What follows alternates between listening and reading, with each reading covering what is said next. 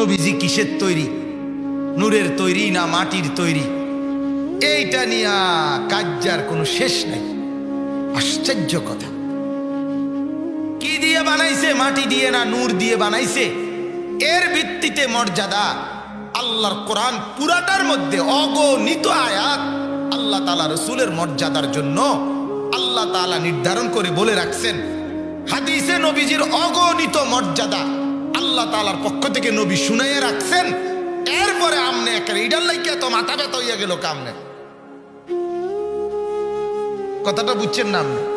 আগুন বলেন, মাটি বলেন, নূর বলেন, বাতি বলেন, সেরাক বলেন, লাইট বলেন, কোনটাই তো মর্যাদার কিছু না।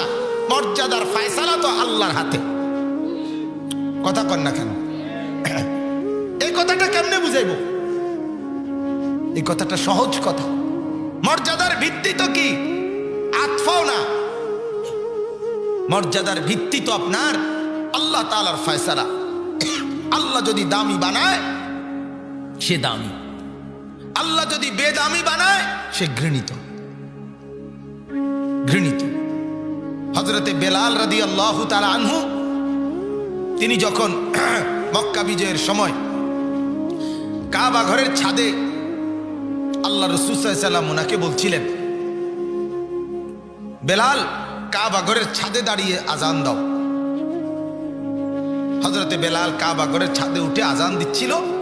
মক্কার কুরাইশ কাফেররা চতুর্দিক থেকে তাকাইয়া বলতেছিল, আহ মুহাম্মদ, চোখের সামনে আমগরে কি বড় বেইজ্জতিটা করলাম।